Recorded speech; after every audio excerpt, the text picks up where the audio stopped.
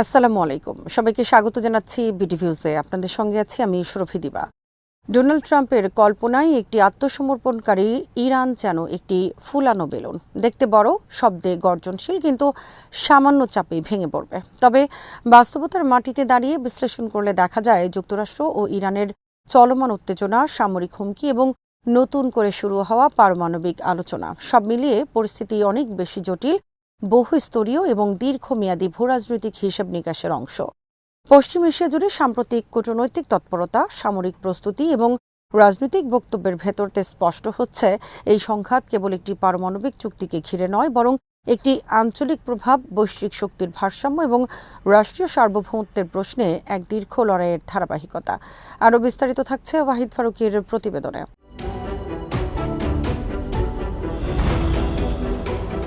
এই মাসের শুরুতে ইরান ও যুক্তরাষ্ট্র নতুন করে পারমাণবিক আলোচনা শুরু করলে উপসাগরীয় অঞ্চল থেকে লেভান্ট পর্যন্ত বিস্তৃত পশ্চিম এশিয়ায় এক ধরনের সতর্ক স্বস্তি নেমে আসে। কারণ তার আগে মার্কিন প্রেসিডেন্ট ডোনাল্ড ট্রাম্প প্রকাশ্যে সামরিক পদক্ষেপ বিবেচনার কথা বলেন এবং ইরানের ভেতরে অস্থিরতা উস্কে দেওয়ার অভিযোগ ওঠে। ইরানি সামরিক কর্মকর্তারা পাল্টা কড়া ভাষায় সতর্ক করে দেন, যদি যুক্তরাষ্ট্র হামলা চালায় তবে শুধু মার্কিন ঘাঁটি নয়, আঞ্চলিক জ্বালানি অবকাঠামো এবং বৈশ্বিক তেল সরবরাহ ঝুঁকির মুখে পড়বে। এই প্রকাশ্য হুমকি পাল্টা হুমকির প্রেক্ষাপটে কূটনৈতিক যোগাযোগ জোরদার করা হয়।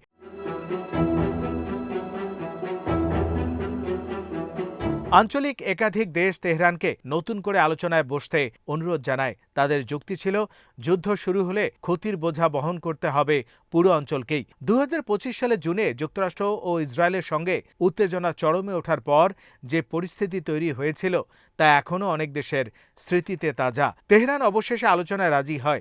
সরকারিভাবে জানানো হয়, ইরান সবসময় যুদ্ধের বদলে কূটনীতিকে অগ্রাধিকার দিয়েছে। একই সঙ্গে ইরানের পক্ষ থেকে বার্তা দেয়া হয়, যদি ভবিষ্যতে সংঘাত শুরু হয় তবে বিশ্ব যেন জানে তেহরান কূটনৈতিক পথ শেষ পর্যন্ত অনুসরণ করেছিল।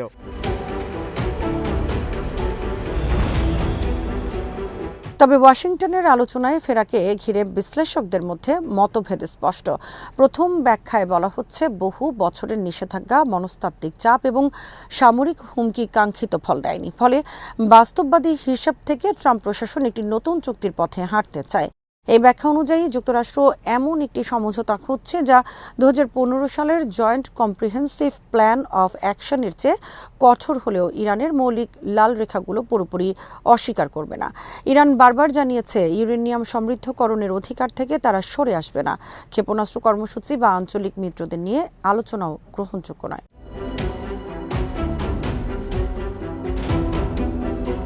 দ্বিতীয় ব্যাখ্যা বলছে, এটি একটি কৌশলগত পরিবর্তন নয়, বরং সাময়িক পশ্চাদপসরণ। মার্কিন সামরিক বিশ্লেষকরা সতর্ক করেছেন, ইরানের প্রতিশোধমূলক হামলা হলে মধ্যপ্রাচ্যে ছড়িয়ে ছিটিয়ে থাকা মার্কিন ঘাঁটি ও নৌ সম্পদ ব্যাপক ঝুঁকিতে পড়বে।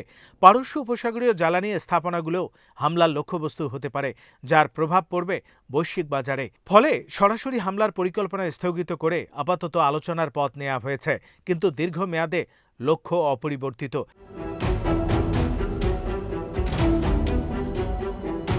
ট্রাম্পের সাম্প্রতিক মন্তব্য এই সন্দেহকে আরও জোরালো করেছে। নর্থ ক্যারোলাইনায় এক সামরিক অনুষ্ঠানের পর সাংবাদিকদের প্রশ্নের জবাবে তিনি বলেন, রেজিম চেঞ্জই সম্ভবত সবচেয়ে ভালো জিনিস হতে পারে।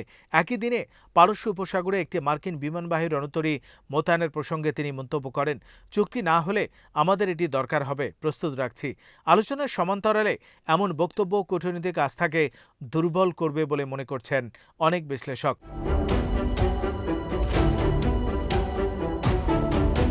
মিউনিক নিরাপত্তা সম্মেলনে মার্কিন রাজনৈতিক নেতৃত্বের বক্তব্য আলোচনার ভবিষ্যৎ নিয়ে প্রশ্ন তুলেছে।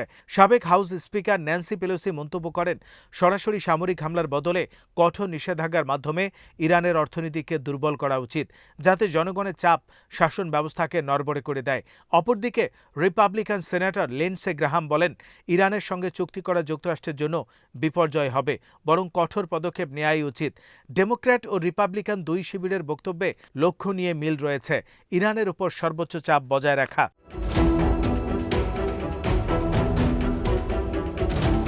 ইরানি নেতৃত্ব এই অবস্থানকে নতুন কিছু মনে করছে না। সংসদের জাতীয় নিরাপত্তা ও পররাষ্ট্রনীতি কমিটির ভাইস চেয়ারম্যান হুজ্জতুল ইসলাম সৈয়দ মাহমুদ নাবাভিয়ান বলেন, গত 4-5 দশক ধরে যুক্তরাষ্ট্র ইরানকে দুর্বল করার নানা কৌশল নিয়েছে।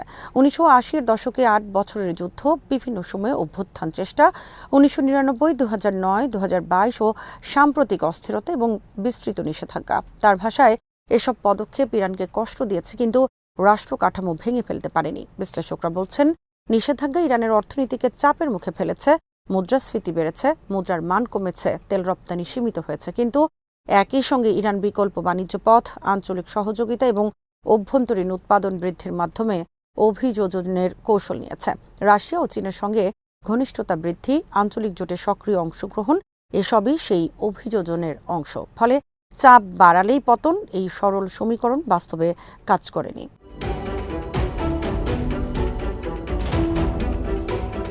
আঞ্চলিক দেশগুলোর দৃষ্টিকোণও গুরুত্বপূর্ণ। উপসাগরীয় রাষ্ট্রগুলো প্রকাশ্যে যুদ্ধ চায় না, কারণ সামরিক সংঘাত মানে জ্বালানি স্থাপনায় হামলা, তেল সরবরাহে বিঘ্ন এবং বিনিয়োগকারীদের আস্থা সংকট। 2019 সালে সৌদি আরবে তেল স্থাপনায় হামলার পর বৈশ্বিক বাজারে যে ধাক্কা খেয়েছিল তা এখনও স্মরণীয়। তারা চাইছে যে উত্তেজনা কমুক এবং একটি টেকসই সমঝোতা হোক। এই প্রেক্ষাপটে আলোচনার সাফল্য নির্ভর করছে পারস্পরিক আস্থার উপর। যদি যুক্তরাষ্ট্রের লক্ষ্য সত্যি একটি স্থায়ী সমঝোতা হয়, তবে তাকে ইরানের কিছু মৌলিক অবস্থান মেনে নিতে হবে। অন্যদিকে ইরানকেও আন্তর্জাতিক পরিদর্শন ও স্বচ্ছতা বাড়ানোর মাধ্যমে উদ্বেগ কমাতে হবে। কিন্তু যদি আলোচনার আড়ালে লক্ষ্য থাকে সময় কেনা এবং চাপ বজায় রাখা, তবে তা দ্রুত ভেঙে পড়বে।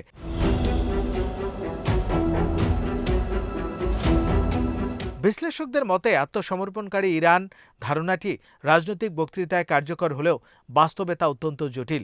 দশকের পর দশক সংঘাত দেখিয়েছে, সরাসরি সামরিক আঘাত বা অর্থনৈতিক শ্বাসরোধ কোনোটাই কোনো পক্ষকে চূড়ান্ত বিজয় এনে দেয়নি, বরং প্রতিটি উত্তেজনা নতুন প্রতিরোধ, নতুন জোট এবং নতুন অস্থিতিশীলতার জন্ম দিয়েছে। অতএব বর্তমান পরিস্থিতি এক সন্ধিক্ষণ। একদিকে কূটনীতির সুযোগ, অন্যদিকে ভুল হিসাবের ঝুঁকি। পারস্য উপসাগরে মার্কিন রণতরীর উপস্থিতি, তেহরানের পাল্টা হুঁশিয়ারি, আন্তর্জাতিক বাজার উদ্বেগ, সব মিলিয়ে পরিস্থিতি নাজুক।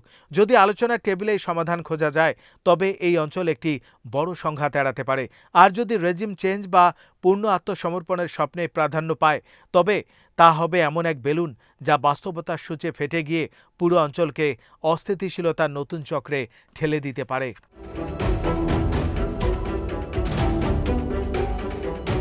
আজ এখানেই শেষ করছি।